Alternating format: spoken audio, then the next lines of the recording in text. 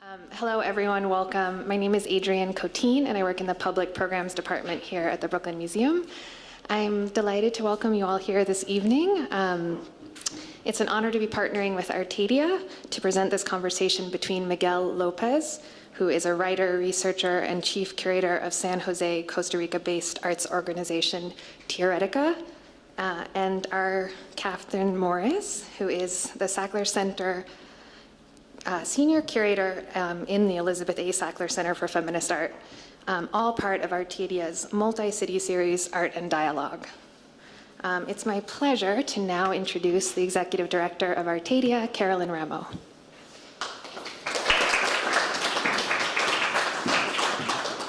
Hi, everyone. I'm going to be very brief. I just wanted to tell you a little bit more about Art and Dialogue and what that program is and why we have it. Artadia is an organization that supports visual artists, and we do that predominantly by giving unrestricted grants, and we do that in 7 cities across the United States.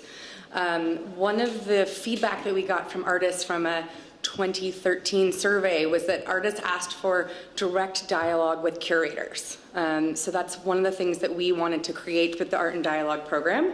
So we bring 7 different curators to our 7 cities each year to do studio visits with artists and then also present a public program. And then the third part of that program is that the curator creates a summary of their experience in that city so that we'll have these incredible analog sort of archive of what is happening in New York, what is happening in Atlanta, what's happening in Boston, et cetera, et cetera. So I invite you guys to check out our website to see what's happened in different cities through very different curator voices. So Miguel is here and is going to be doing studio visits. He's already started doing studio visits with some of our awardees. And we're very happy to be partnering with the Brooklyn Museum this year. Catherine actually was part of our Art and Dialogue program a year ago and came to Houston and got to visit artists there. So this is a wonderful full circle experience to be able to have this conversation with the 2 of them today.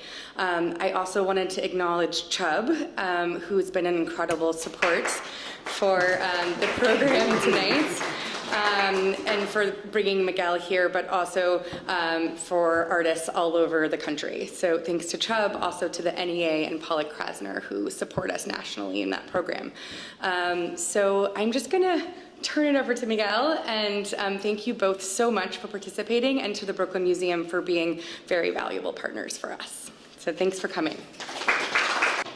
Hello, good evening. I'm very, very, very happy to be here. I'm especially honored to be doing this lecture in the Elizabeth Sackler Center for Feminist Art. And really thanks to Artadia for this amazing invitation. I'm really enjoying these visits that I started 2 days ago. They invited me to do this presentation of my curatorial work, so I decided to show some projects that I've been involved in the last few years. I'm going to read because it is easiest for me, to organize some ideas. But after this reading, we can converse, we can talk. We're going to share some reflections with Catherine, and then we can open the conversation with all of you. Okay, perfect.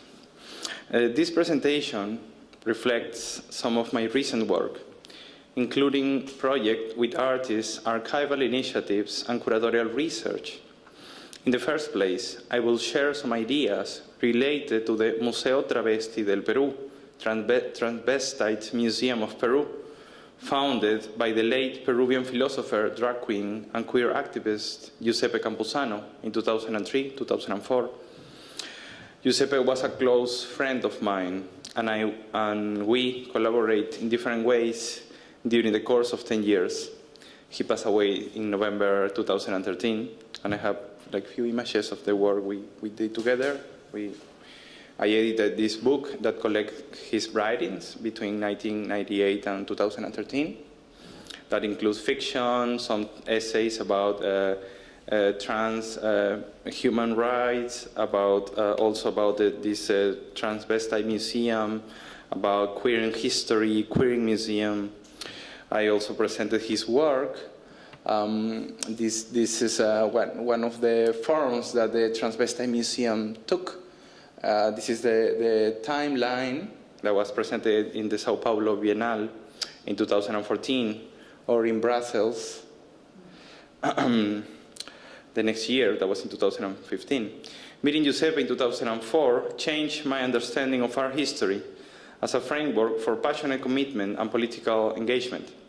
As you will see, this experimental museum proposed a critical queer reading of the so-called history of Peru.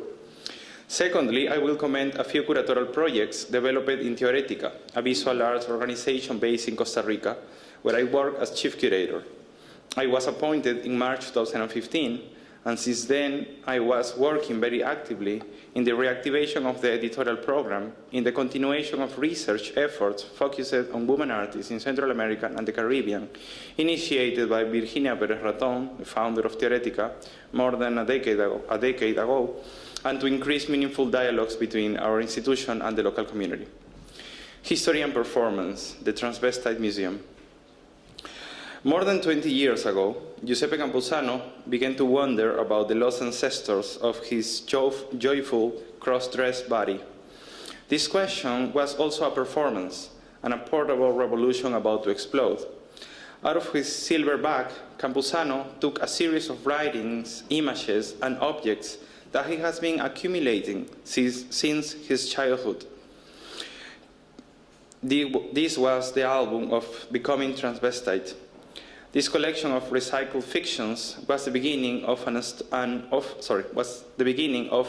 unstoppable vampire journey constituted by activism, theoretical writing, sexual practices, and cultural production.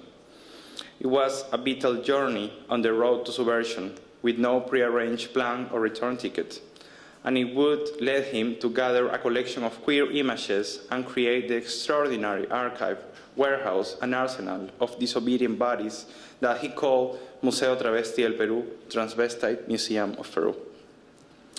Since the late 80s, before founding the Transvestite Museum, Campuzano had already been intensely exploring the political possibilities of his transgender body at parties, discos, street fairs, protests, and art galleries. The project was a reaction to the lack of recognizable representations in official history.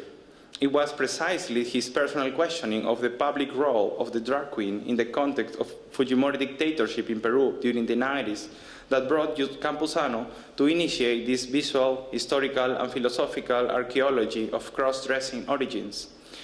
I see transvestism as a ritual, like a priest performing a liturgy, or a shaman of the native cultures, he said in 2008. Understood as an analogy for the mask, the false, the copy, the camouflage, transvestism became a useful analytical concept capable of visibilizing and philosophizing the processes of colonization, resistance, hybridization, and mestizaje. The Transvestite Museum Project, Halfway Performance and Historical Research, proposed a critical reviewing of history from the strategic perspective of a fictional figure that Campuzano called the androgynous, indigenous, mixed-race transvestite. His strategy was intuitive. In order to fracture the centrality of certain knowledges, he had to cannibalize the museum, one of modernity's most effective apparatuses of political discipline, one of the most sophisticated Western promises of truth. The first appearance of this museum was in 2004, as an intervention in the side museum of the Battle of Miraflores, one of the municipal galleries commemorating the War of the Pacific between Peru, Bolivia, and Chile during the late 19th century. The title of this project in 2004, Certamen, el otro sitio, Competition, the other side, was a pun, transforming the scenario of the military combat into a beauty contest. Campuzano's intervention took place in the temporary exhibition spaces in the side museum, but also occupying the permanent exhibition galleries, where the history of the War of the Pacific was didactically explained. Campuzano deployed photocopies, photographs, crafts, and objects to confront the nationalist repertoire of heroism to a colorful amalgam of androgynous shamans, hairdressers, and gay beauty queens. all of which ridiculed brave masculinity, perverted patriarchal representation of the world, and challenged the colonized dimension of our nation-state narratives. Soon after, the Transvestite Museum moved to Lima's historic center, turned into a small mobile pink kiosk in one of the largest parks in Lima City, next to the Lima Art Museum, the main art institution in the country. Its appearance posited a series of questions about how and from which subject it is possible to construct histories. However, the images that this museum placed in the public eye did not claim a fixed and established identity. Campuzano and all of the museum's operation reveal a profound distrust of the apparent transparency of the images, claiming social representation, deploying instead the possibilities of betraying their meanings. His work perverted the rigidity and the clear defined borders of the nation-state narratives, attempting to point out the ways in which these queer representations interfere in the social dynamics that produce subjectivity.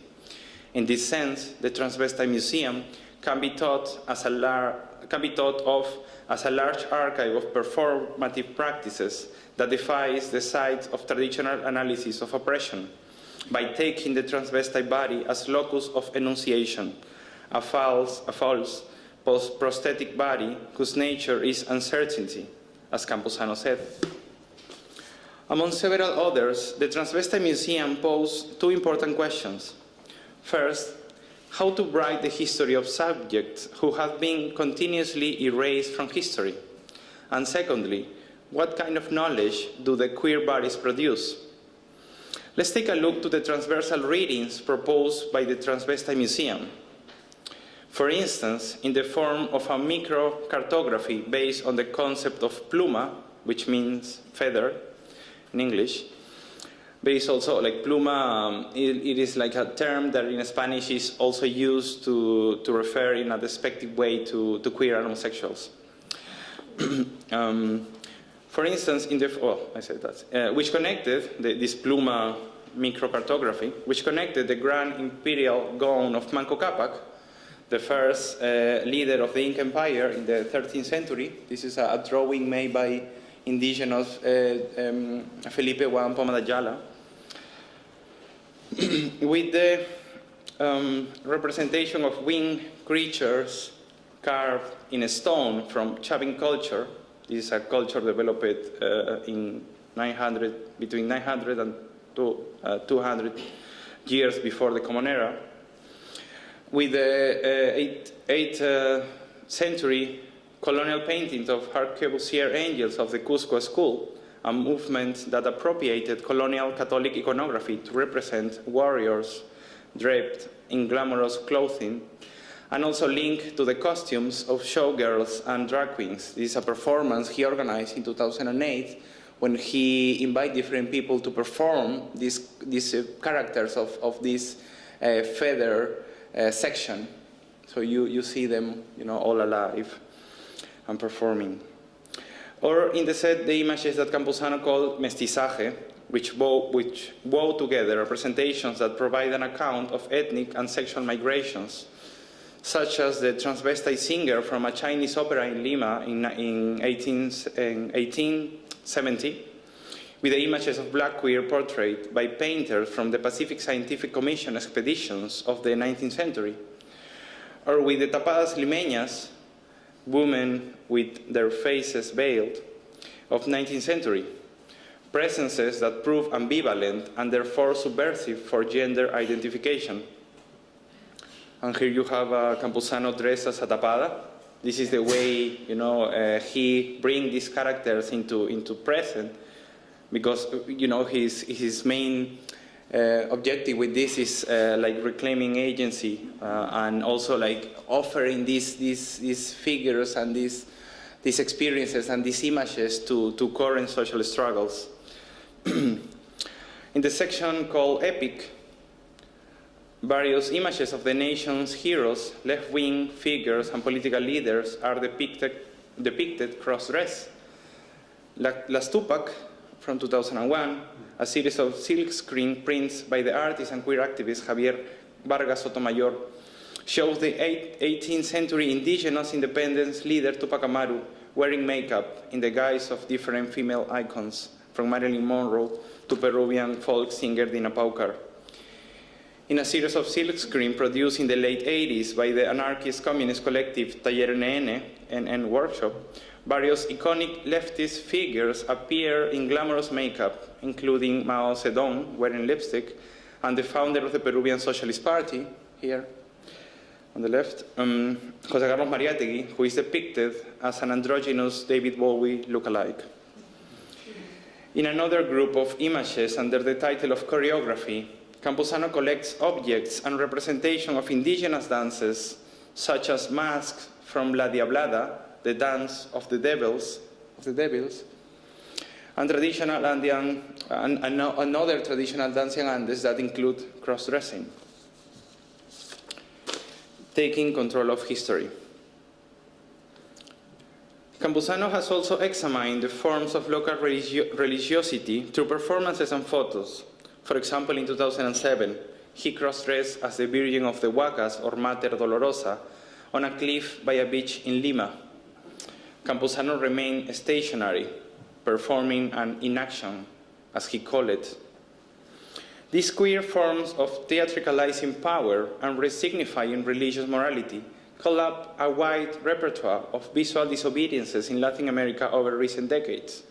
For instance, the drawing of altars of Guadalupe Virgins by the feminist Mónica Mayer in the late 1970s.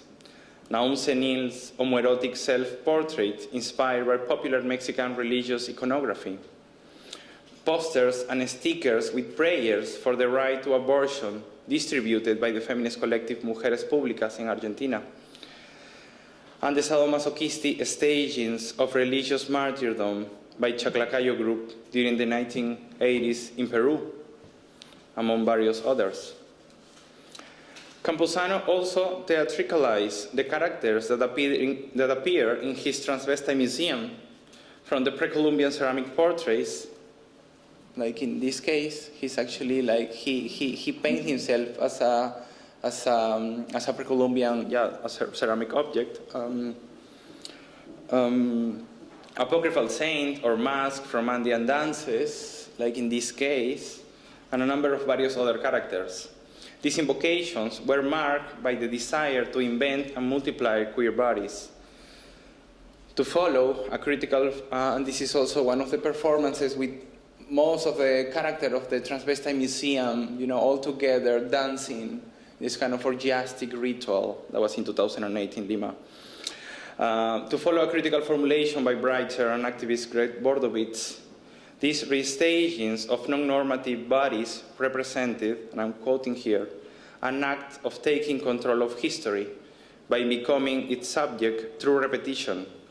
Rather than producing a revolutionary break with history, the artist repeats moments of queer liberation over and over to the point where the past becomes an ever-present tense. End of quote. It is here where the importance of the museum, of the importance of the figure of the museum resided. At a time when the market had turned sexual identities into consumer products, and museums in Peru seems removed from any agenda reflecting on sexual politics, the appearance of the Transvestite Museum was an opportunity to redefine the political role of the museum and respond to an official history erected upon the erasure of sexual disobedience. Its emergence was a perforation of the museum apparatus, which is also a sexual apparatus, at a time when the neoliberal pragmatism of transnational economies and the corporate marketing of the cultural machinery have attempted to establish a hegemonic model of museum. Setting up a transvestite museum seemed to declare, on one hand, that the historical subject of the feminist struggle has changed, and on the other hand, to choose to speak from the museum was also to state explicitly that the museum is not a neutral technique of representation, but a political device that sanctions the gaze, controls pleasure, and produces sexual identity in the public realm. I'm going to talk now about TEOR éTica. And finally, I want to share with you briefly some of the work we are currently developing in TEOR éTica, in Costa Rica that connects archival practice, historical research, and curatorial projects. TEOR is a non-profit visual art organization founded in 1999 by Virginia Perez-Raton, a Costa Rican artist and curator. Its mission is to contribute to the research and diffusion of contemporary art practices in Central America and the Caribbean in dialogue with global realities. TEOR is one of the most active organizations in the region, and we are currently focused in the aim of reinforce and further develop the preservation of a memory at risk of being lost due to precarity, lack of institutions and resources, civil wars and political conflicts in the Central American and Caribbean regions. Our objective for 2018 is to integrate the use of the archive, library, collection, and our recently renewed editorial program, and to entirely transform our second house, this is the facade of the second house, into a center for studies and documentation. Research and archival practice is integrated within recent curatorial endeavors. For us, it is about how curatorial enterprises seek to prevent that some bodies of work disappear, and how can it create possibilities to recognize and create new cultural value, in most of the cases against the dominant male culture. In Central America, the artistic valorization of a number of brilliant artists wasn't fully created yet, as it is the case of Costa Rican Victoria Cabezas. Actually, part of her early graphic work was discarded by the artist last year, because she thought they didn't have any relevance. This is a picture I took of some silkscreen on metal at her kitchen the day we actually rescued them from her backyard. They were covered with dirt, and they were like waiting for the garbage truck to take them. Her work from early 70s addressed with humor the international politics of bananas, to make a comment about sexual desire, consumption, commercialization of goods and bodies, and its interdependence with the construction of masculinity.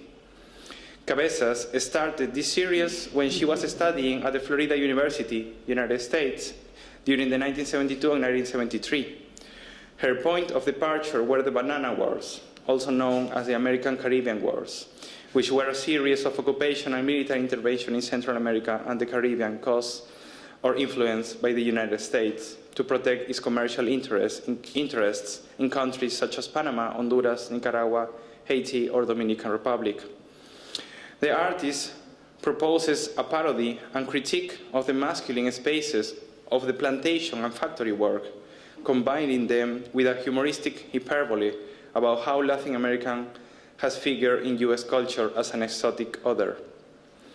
One of her most important projects from 1980 is Mujeres, Gatos y Televisores, Women, Cats, and TVs, that she started while living in New York, studying photography at the Pratt Institute. These photographs explore critically the rhythms of television and women's everyday lives. Cabezas uses her own body and her apartment to reflect how soap opera shapes social cultural needs, emotions, reflecting also on the experience of being isolated at home. In her photos, the affective ties with cats appear as a metaphor of distraction and disruption regarding traditional masculine-driven mass media representations. She plays with a sort of female viewership, blurring the limits between reality and fiction, and emphasizing how love and gender relationships are also constructed by television's representational practices. In collaboration with America Society, we are preparing together an exhibition of her work that will be presented in TEOR in October 2018 and at the America Society in January 2019. That will bring together this early 1970s and 1980 experiment by Cabezas in dialogue with the work of Priscilla Monge, who since mid-90s had questioned how gender hierarchies condition social spaces, experimenting with embroidery, photography, sculpture, film, and installation. The project aims to present two distinct yet intertwined bodies of work made by two Costa Rican artists from different generations, two figures that help us to complicate narrative of art and feminist practices in the Americas. And I'm really grateful that to do this project with the American Society. The enthusiasm of Gabriela for doing this project together was amazing. So thanks to her. She's around, I don't know where, but yeah. We also organized a research project about Nicaraguan artist and educator Patricia Belli. The intention of this project was to present a revision of 3 decades of her work, but also to help to organize her personal archive that included more than 500 slides of sculptures and works that she produced since the early 1980s, most of them lost and destroyed. A large number of these digitized images are included in a monographic publication that is almost ready now, and they will also be available at the Center for Study and Documentation of TEOR. After Costa Rica, the exhibition traveled to Nicaragua and Guatemala this year. Exploring her work was also an opportunity to rethink the role of visual representations during one of the most complex moments of cultural and political change in Nicaragua at the end of the 20th century, the transition from the revolutionary Sandinismo of the 1980s to the neoliberal regime of the 1990s. On one hand, Patricia Belli was one of the driving forces in the breakdown of artistic languages in the 1980s. Even if this emerging experimentalism constituted a provocation to traditions of modern Nicaraguan art as influenced by European abstraction, the development of installation, happenings, and ephemeral works was, above all, a response and a political stance reacting to the reality at hand. On the other hand, her work accompanied the emergence of feminist debates and feminist groups, which looked to redefine modes of understanding and doing politics. Her practice claimed control of her desire and sexuality and confronted masculine hegemony and hierarchies functioning within revolutionary Sandinista discourse, exploring the role of women, of traditional feminine labor, and gender violence through a reprisal of the vulnerable body and her own sexual pleasure. This year, we also organize experimental exhibitions like the one we presented last May, entitled Vamos a besarnos, Let's Kiss All Together, or Let's Kiss. The first historical and documentary revision of the history of LGBT movements in Costa Rica. The project, developed in collaboration with queer organization Frente por los Derechos Igualitarios, the Front for Egalitarian Rights, presented oral testimonies, video interviews, press clippings, photos, images, and works created by the local queer community, objects and material used in public demonstrations, alongside a large number of quotes of sexual worker, trans, and feminist activists that illustrate how the struggles and demands has changed in the 1950s to the present. The project was an open archive and an invitation to collective building of history. Finally, another important aspect of our current work, and I'm finishing with this, is the reactivation of the editorial program. Last year, we launched Local Writings, Critical Positions from Central America, the Caribbean, and their diasporas. That is a series of monographic bilingual books that collects key texts from a number of brilliant artists, writers, art historians, curators, and thinkers that contributed to re-energizing the art scenes in their own context. The first 2 books collected essays by Costa Rican Cuban curator Tamara Diaz-Bringas and Panamanian art critic and writer Adrián Samos. And the next 3 books are dedicated to the writings of Guatemalan art critic Rosina Casali, Nicaraguan artist and writer and activist Raúl Quintanilla, and Puerto Rican art historian Mari Carmen Ramirez. Their attention and providing global access to these critical local positions is crucial for us. It is important to acknowledge that there exists a rich and complex writing tradition that creates alternative readings of history and new possibilities for thinking. We also have a second series of publications that attempts to map essential debates in Latin America, which we started with a book about art and education published last December. This was a co-production between TEOR and Malva, the Latin American Art Museum in Buenos Aires, which I'm co-edited with Renata Cerveto, the education coordinator of Malva. The book, entitled Agítese antes de usar, Shake it well before use, addresses educational, artistic, and social transformations related to how the social role of education and public dimension of art has changed over the last 3 decades in Latin America. It includes reprints and newly commissioned essays and interviews that we produce with local artists, educators, and activists. Okay, so I'm going to leave it here for the conversation. Thank you.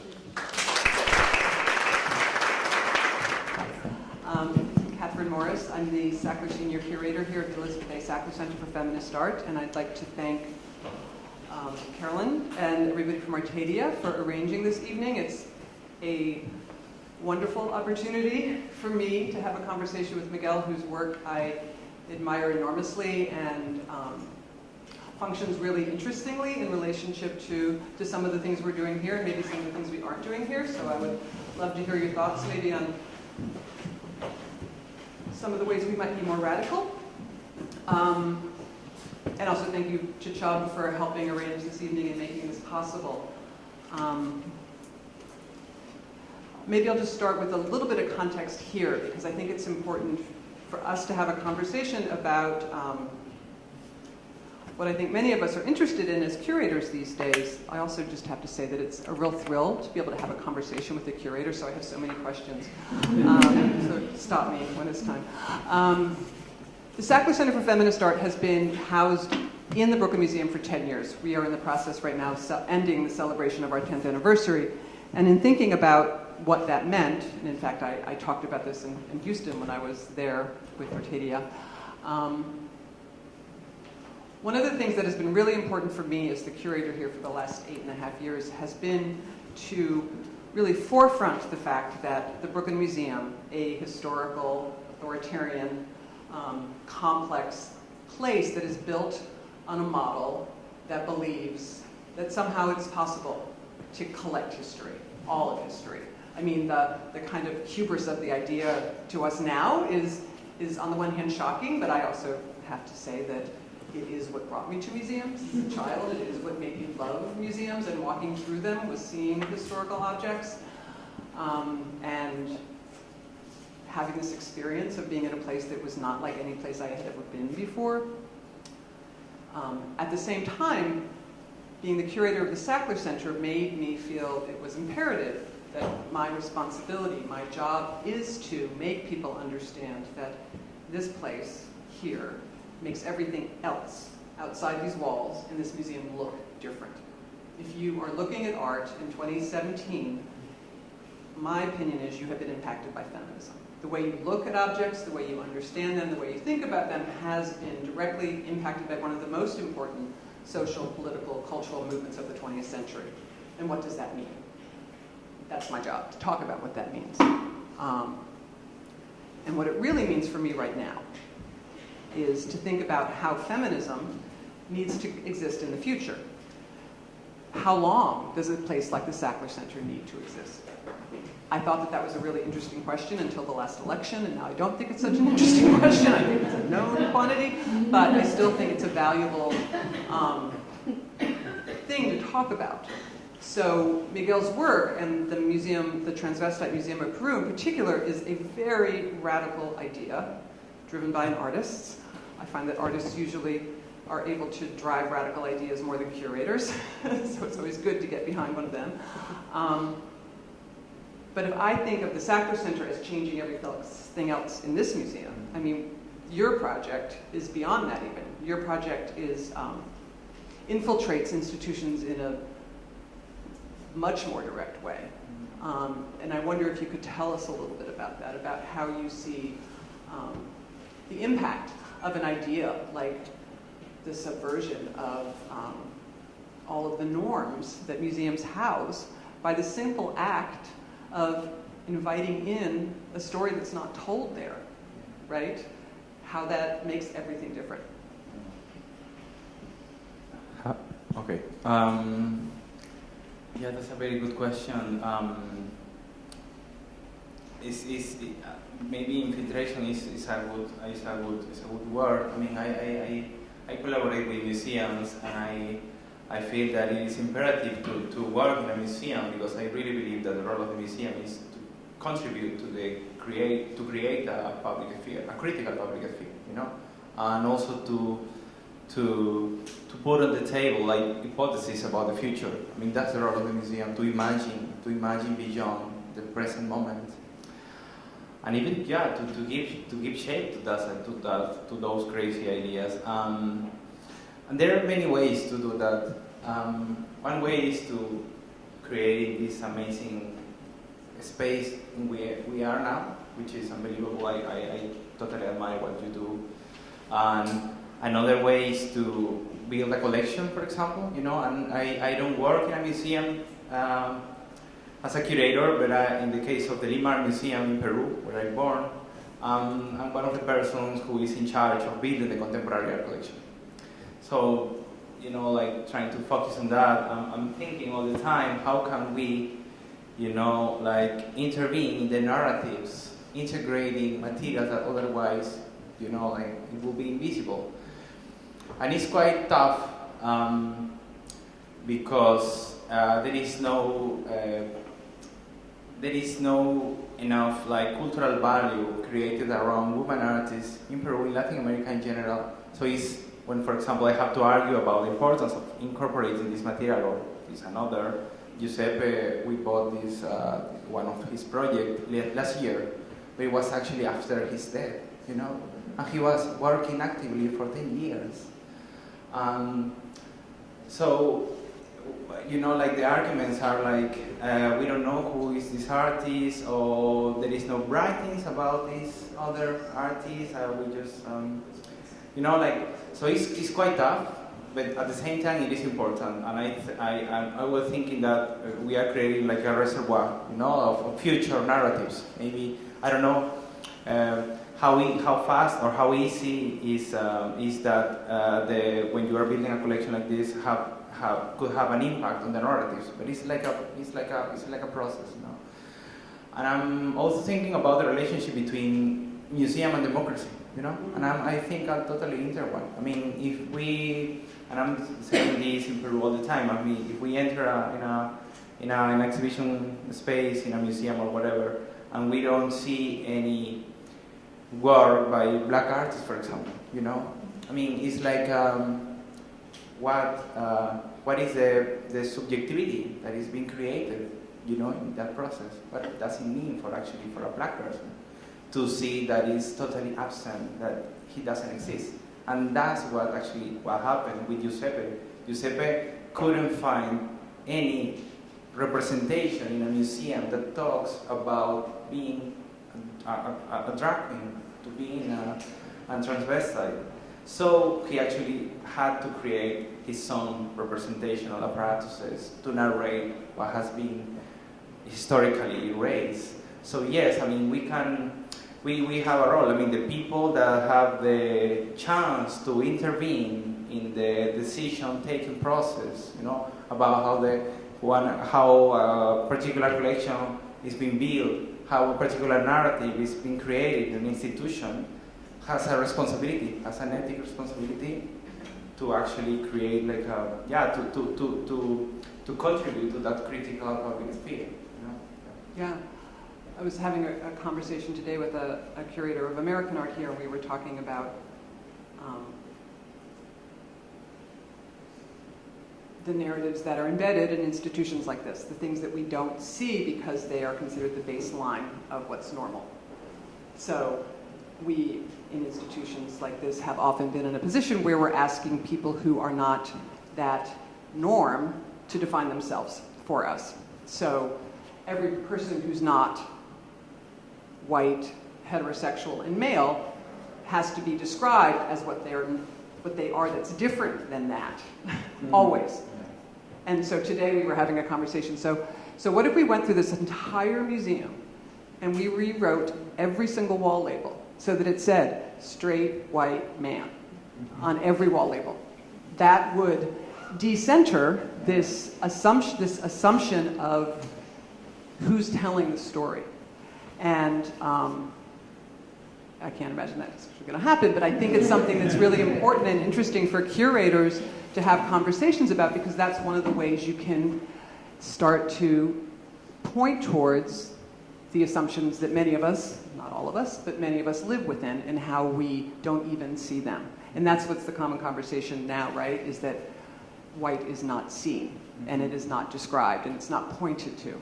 And to do that is a pretty straightforward gesture that can have very profound kind of ramifications. And that's what I feel like you're describing as well. And one of the questions that I feel very strongly about now is, that I'd love your opinion on, is thinking about this idea of the currency of feminism, or what feminism needs to be in the future. And one of the things I think it needs to be is primarily, above all else, intersectional. It needs to incorporate all of these kinds of othernesses, from trans, queer, disability, all of these things that aren't described, into what feminism is, because feminism is not a thing for women. It is a thing for everybody. But one of the questions I often get as a curator, and I'm wondering your opinion about this, as a curator of feminist art, is how I feel about gendered exhibitions. You know, how do I feel? Yeah, do you think that they're valuable? Do you think that a woman's show is a thing that has pertinence? Well, that's a very tricky question. That's why I need help with that.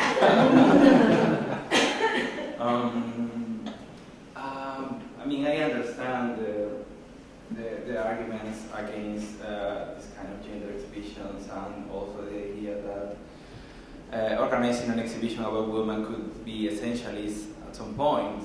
But I really believe that we need, I mean, we don't have those histories yet.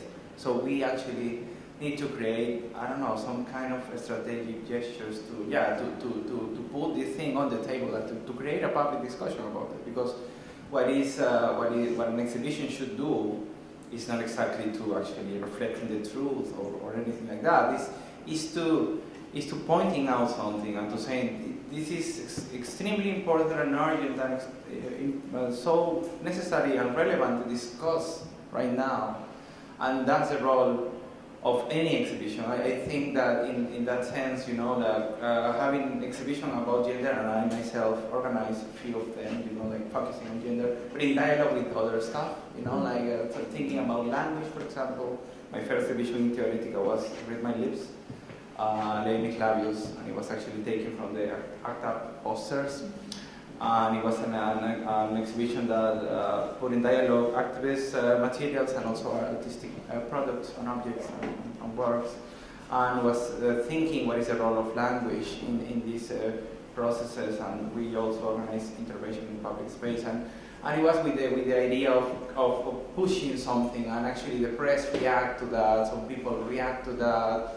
We received some letters, and it is, I don't know, at some point it would work. I don't know, I don't think there is like a single response to that, but I truly believe that if we are doing something like this, if we are going to organize an exhibition about gender, we really need to push, you know, the limits, that we need to take some risks and to be ready to receive response. I mean, to actually, yeah, because I really believe also that the role of the curator is a public one. You know, we have to create public debate. That's the thing.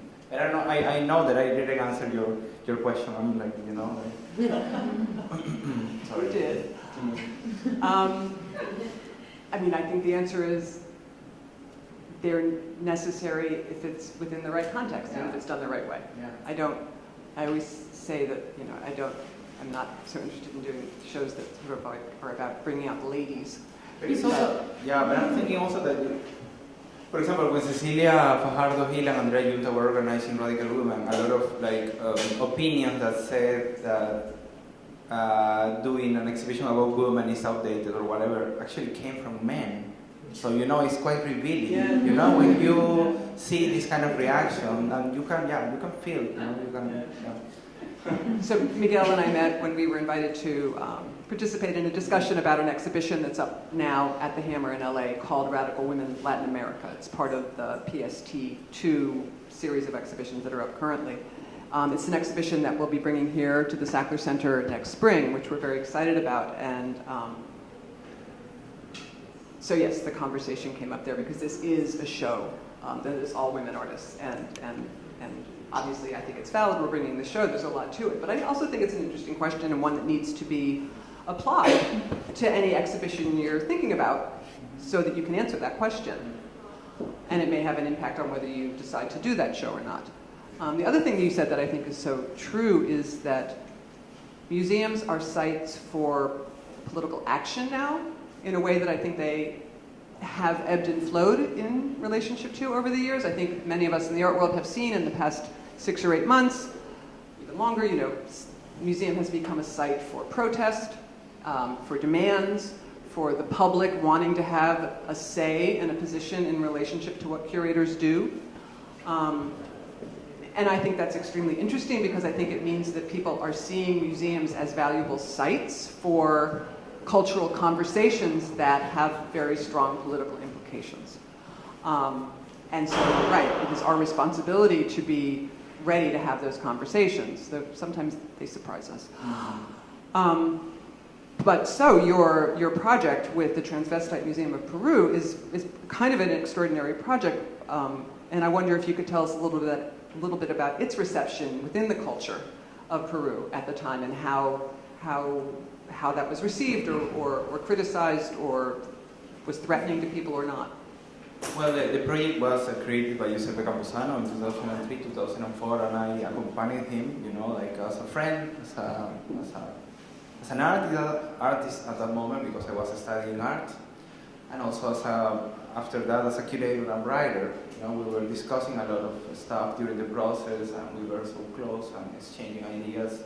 And I felt very privileged, to actually have the opportunity to work with him on this and to accompany him until his death in November 2013. The impact is it's quite difficult to say because I think at the beginning it was very, very few people who actually acknowledged what he did. In the sense that understanding the importance of his work. I mean, in the case of, for example, social sciences, I think nobody from the academia, from the scholarship world, took his Transvestite Museum seriously. I mean, he studied philosophy, and he was doing a very, very rigorous, serious research about the origins of cross-dressed body. Looking into history books. The images you showed are amazing. It's a groundbreaking, discourse about history. But I think not a single historian, not any that I know in Peru, actually had any dialogue with his project. He was working in the activism. He created this collection of images and documents for the transgender community where he belongs to, and he wasn't properly an artist. I mean, he hung up with them during the 90s, so he appeared cross-dressed in the opening of Susana Torres, an amazing local artist, or he went cross-dressed to this other party, and he usually, he was kicked out, but at the same time he was with them, so he was learning how important is visuality, visual culture, when discussing about, human rights, when discussing about democracy, when discussing about public sphere, when discussing about the city, when discussing about, So he took these artistic strategies and created his own project, but he made it for the transgender activist community. In that community, it was extremely important and changed everything. That was really important, and I think for some local curators, also and also people from theater, they really love what he did. They actually some actors and theater researchers, things like that. They organized amazing interview with him from 2005. From that early moment about the project. And after his death, and after the project was presented at the Sao Paulo Bienal in 2014, things started to change, which is a bit sad, to see, because he deserved that recognition, during his life. He knew that what he did was important, and I worked with him until the end, and he knew that he actually did major stuff, because a lot of people was actually around him during the last few years. But yeah, I think maybe it was, as I said, like mixed. I have this kind of mixed feelings about it. I think some people really appreciate what he did, but the scholarship world never took him seriously, and I'm pretty sure that his Transvestite Museum will be studied at university, we were also talking about maybe this is like the future of history. I mean, this is an amazing way to think about how to write history. So he was, pioneer in so many ways. But I can think. I can say. But yeah, it's like amazing. So do I have one more question, or should we open it? So the slide that we had held up at the end here, that's no longer here, which was the back of your most recent publication. Oh, thank you.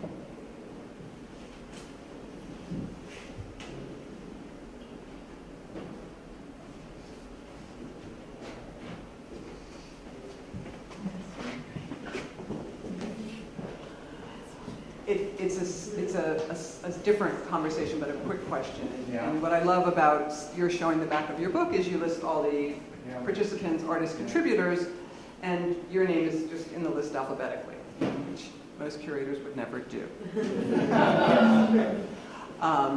But I know that for you, collectivity and thinking through collectives and with collectives is something you have devoted an extraordinary productive amount of time to, internationally and locally. And I just wondered if you could say that's a gesture that I think is quite significant. It says a lot to the world about the way you view your participation in the making of this publication. Mm-hmm.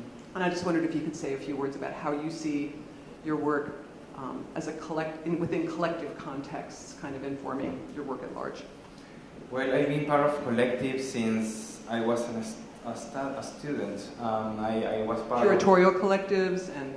At the beginning, I was part of this kind of students group after the fall of Fujimori dictatorship, and we were trying to create like public debates in the School of Fine Arts in Lima, because there were some people who actually belonged to that Fujimori era, dictatorship, and we wanted to, in a way, to push them out.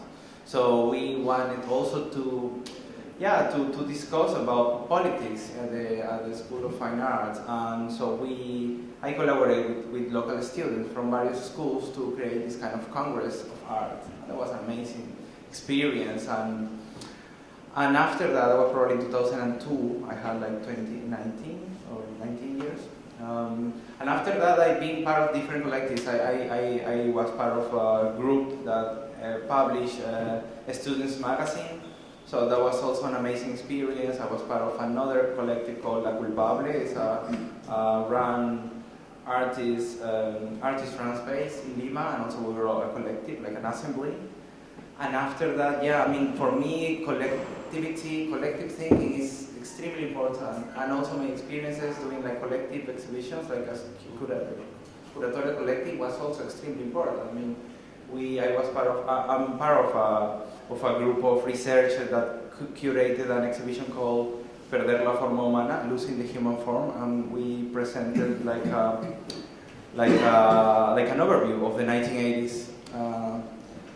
And this research will be impossible to do if we weren't 30 people, working in different locations, sharing our own researchers and imagining hypotheses together, and creating links and sharing material, because at the end it's common. So how can we also reclaim, commonality, not in relation to knowledge? So yes, and even now in TEOR, we actually changed, and that was very radical change. We changed this vertical structure of working, where you have like a director and a chief curator, this kind of hierarchies. The org chart, we call it. Exactly. Into a collective directorship. So we are now a collective group, in relation to the decision-taking process, in relation to how to use the money, how to use the space. We actually took this year, we call it like a strike of exhibitions, because the éTica was doing exhibitions in 1999 and never stopped. And we wanted to question this kind of exhibition centrism, and to introduce some other stuff, like public So you're programs. an exhibition space that has decided not to do exhibitions. We decided not to do any exhibition this year to think about éTica. And in this process, we actually changed our roles, which is amazing because, for example, the person who was working in production with me, Paula Piedra, an amazing architect, she's not producing my exhibitions anymore. She has her own research project called UPE about the relationship between éTica and the neighborhood. Or the person who works in communications, Daniela Morales, an amazing photographer, she's not just doing communication, she's doing a publication, And they were like minor roles within the institutions. And we are now a collective directorship. And that was actually for the board quite extreme, because it was a really big change. But I think for us is like also a question about what is the future of cultural management, and what is the role of organization and institutions. Mm-hmm. So we are doing this kind of experiment that I really love. I think for all of us, it is like giving agency in different ways to everybody in the institutions, So that was amazing, and we are in the middle of this process. We have no exhibition until next year. But imagining everything, we're discussing about fees, about times, about spaces, about decision making, about everything. It's like really, really amazing. That is great. Questions? I think we have a mic. Yes, thanks. Because we're recording, so if you have a question, please ask it into the mic.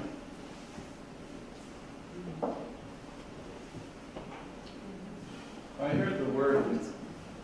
heard the word narrative in your dialogue, and obviously this kind of exhibition represents a certain narrative vis-a-vis the larger museum with its traditional narrative.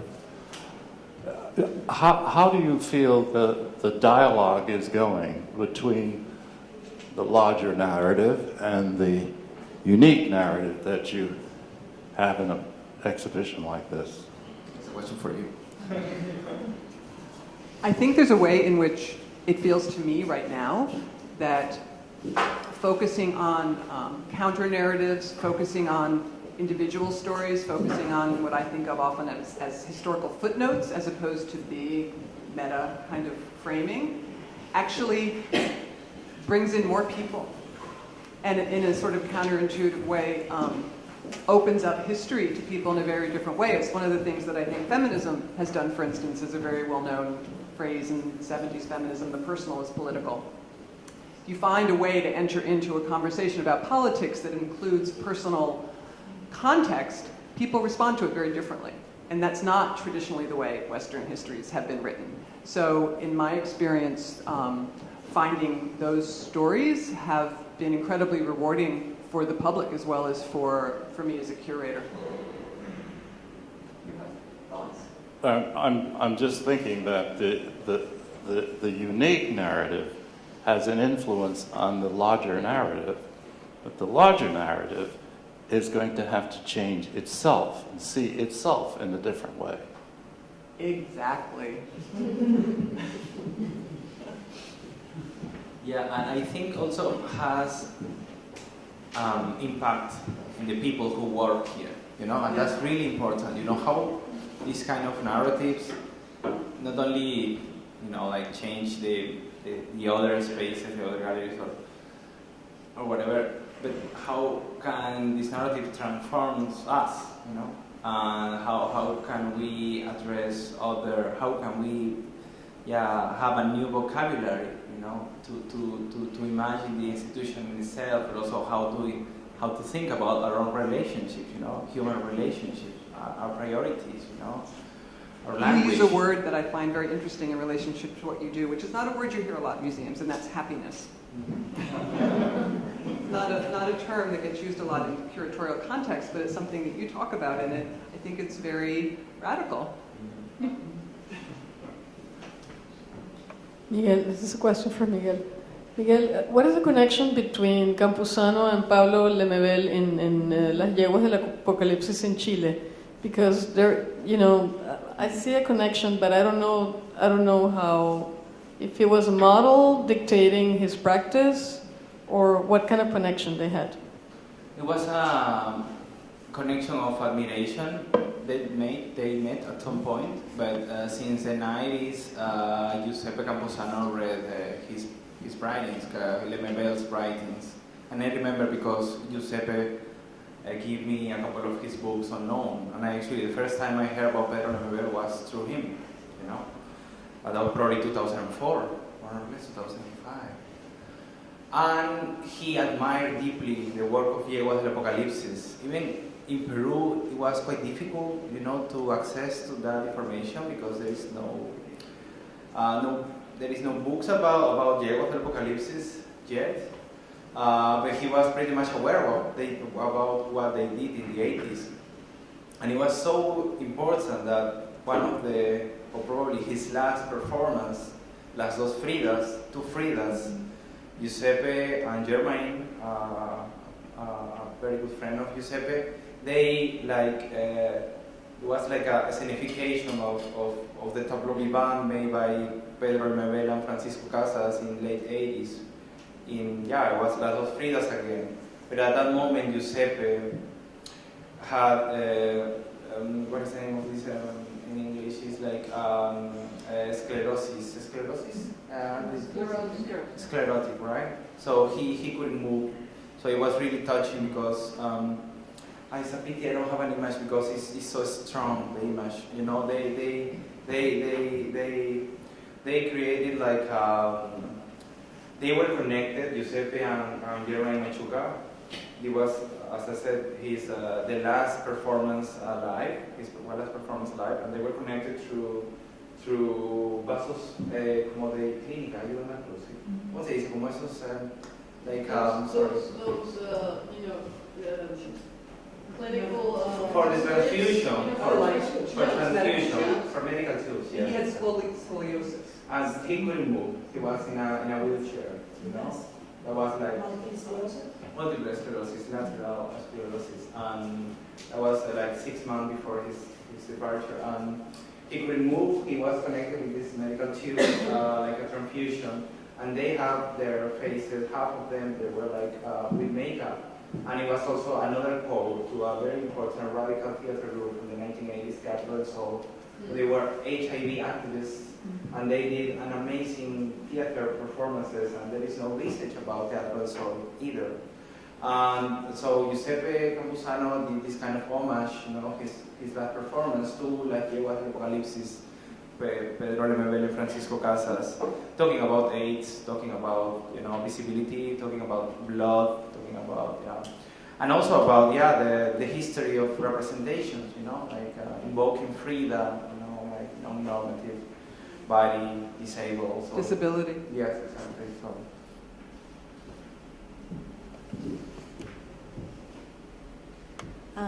This is a question for both of you. And I think one of the striking things about the Museo de Travesti and maybe why historians are frightened by it is the way that it kind of collapses time and collapses history. There's this past lineage, and then it's also very much affirming a contemporary presence of gender non-normativity.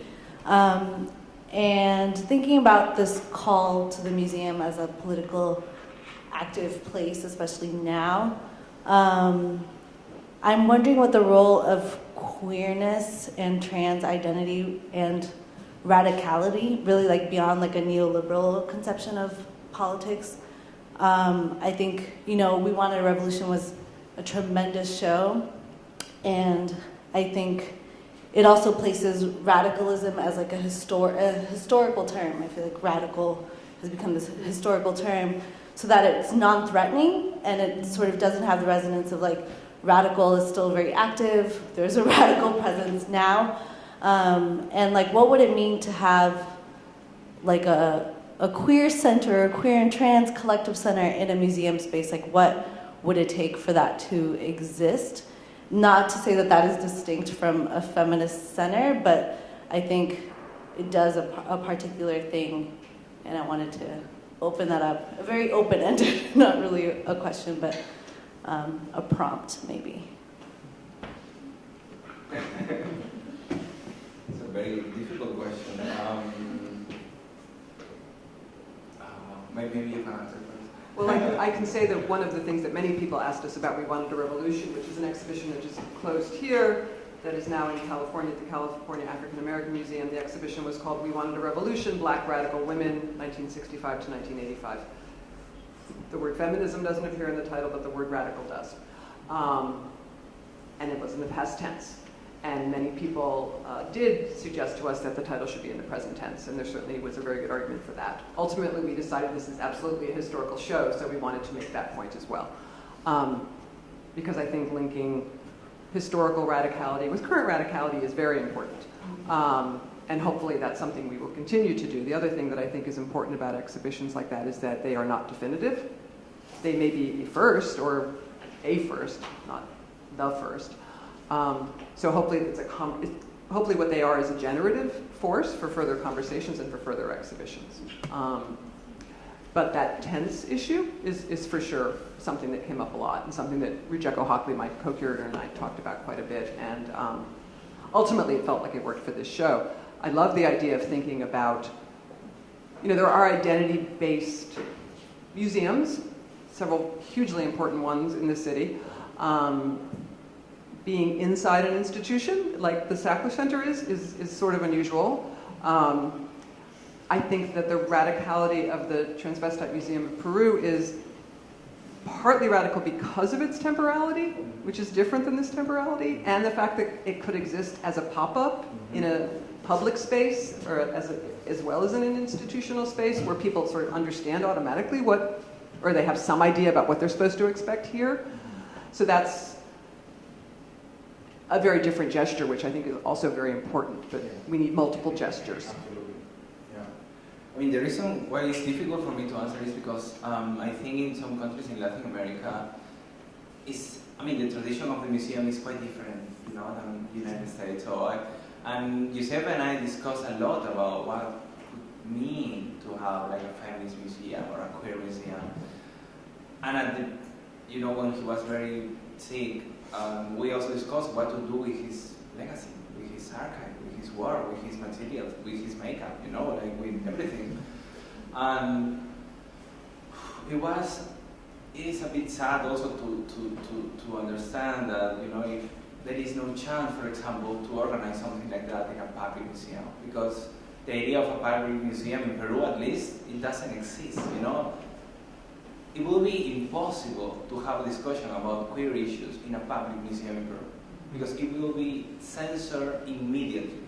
Actually, like 4 months ago, or 4 months ago, there was an exhibition. We have like Lugar de la Memoria, like a museum of memory, related to the war in Peru of the 80s and 90s. And there was a temporary exhibition about the 90s. There were some artists that introduced images related to the program of sterilizations, the forced sterilization that Fujimori dictatorship implemented against Andean women, peasant women, It was really violent, and some Fujimori Congress people, they shut down they pushed so hard to the actual government, it's also a right-wing government, that the director of the Museum of Memory was fired, and they were like a small silk screen, like denouncing and talking about women's reproduction rights. So for me, I never had in my mind the idea of doing something with the public institution, because there is no way to do it. Actually, the project that we are doing with the Lima Museum is a private museum even the collection is public, but it has a private board, create the possibility, to actually having complex debates about it with no fear that the state will interfere. So, yeah, in that sense, it's like I would love to imagine like public institutions, like strong enough to defend themselves and to have their own statements with no intervention of the state. But unfortunately, that is not the case. I mean, we are seeing what is happening in Brazil now. It's scary. I mean, religious people have a lot of power, and they are occupying very strategic positions in the government. In Brazil only, or in the U.S. too, with self-censorship. Well, yeah, but the thing is, specifically, there was a show that was I'm called sorry. Queer Museum. yeah, no, I totally agree. No, I totally, it's everywhere. But what I'm trying to say is that here, public museum has more autonomy, and that is something that in Peru, that is absolutely possible. Yeah, probably more or less, maybe less than before. But in Peru, there is no way to have discussion about sexual issues in a public institution, and that's very sad. Yeah, to say. It is interesting to hear you talking about politics in South America, and these are because we're going through something that sort of shadows what you're talking about. And I think the fear here is that we will revert back to where you feel you are in South America. And there's a fear factor, and I think that it's fascinating to hear what you're doing in your part of the Americas with the same subjects, with the same issues, the same conflicts of different people, different sexualities, etc., threatening each other and contesting each other's allowability to be existing. So we actually have time for one more question. We have one right here. Hola, Miguel. Hi. How are you? So my question, so Sackler mentioned the Radical Women Latin American shows coming here, and it was in LA, and I know that you were part of the symposium there. And I wanted to ask you if you could speak a little bit about how you think American museums are dealing with the Latin American, Latino subject, especially when it deals with race, with militancy, with sexuality, with gender. Yeah, can you speak on that a little bit, and how you think that show specifically did that? About radical women. Yeah, or also just in general, like shows about Latin American subjects, like. Well, I think a Radical Woman is an extremely necessary exhibition, and this kind of archival presentation maybe is not the sexiest one, but it's quite important because it's trying to repair this kind of historical erasure, and I understand that strategy in that context, Also, yeah, there are some limitations, as every project has, and my participation in the symposium tried to highlight some of them. And I think there are some issues that we still need to discuss. I mean, in particular, the super small presence of black, artists, and also the absence of indigenous artists. We actually were talking about this earlier today. Because, yes, of course, I mean, within the umbrella of conceptual art practices, to introduce a Chilean arpillera, a Chilean textile is impossible. But at the same time, the exhibition tried to highlight the idea of the body, the political body. That was like the main subject. And if we actually take that idea, for sure, we can find, indigenous artists, doing self-representation, which is extremely important, and when I said that and the symposium, I wasn't criticizing urban artists using indigenous representation. There are amazing work like Anabela Gayle, for example, with Brazil Alienígena, when she depicts herself, in a parody of these postcards, of indigenous people. But what about self-representation? So I think there are like a number of questions that I'm pretty sure that the show will bring up, and it will be all around us. It will be important, to address and to think how, because these histories are bring. We are building this history collectively, so it is important to discuss about it. I'm pretty sure it will be important discussion about it. Yeah, and I mean, as some of us in this room know who have participated in these conversations about the framing of this exhibition over a number of years, first of all, it's enormously ambitious in terms of its scale and in terms of the time frame it covers.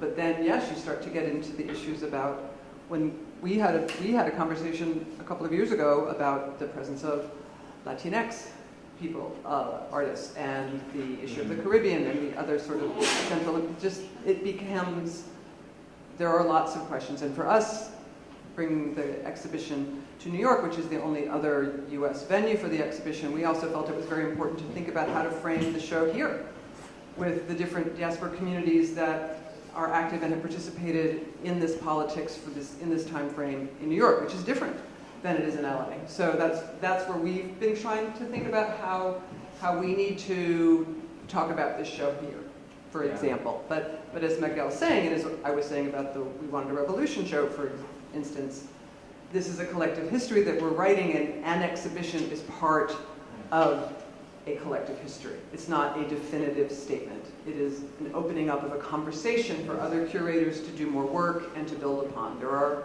obviously already many artists that I regret not including in more. So it's just, an exhibition is a process, as for a curator, in a career. Yeah, and I think for all of us it's very clear that the project, the exhibition created a major break in the way our history has been written until now, and it will have an enormous impact, and that's extremely important to emphasize always. Always. Thank you all very much for being here.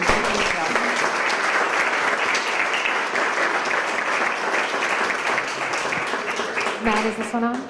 Yeah, I just wanted to thank you all again for being here. Thank you so much to Artadia, to Carolyn, Jonathan, Courtney, and of course to Catherine Morris and Miguel Lopez for that wonderful conversation. Thank you.